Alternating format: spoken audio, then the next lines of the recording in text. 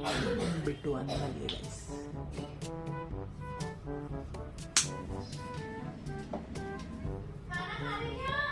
हाँ अभी नहीं यार, थोड़ी देर से खाऊंगा। खा लो ना। खा लेते यार।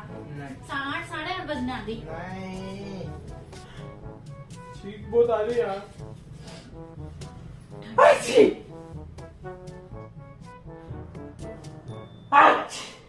ठंडे में क्यों खड़े हो? तो क्या करूं? हाथ गंदा हो गया। अमन क्या कर रहे हो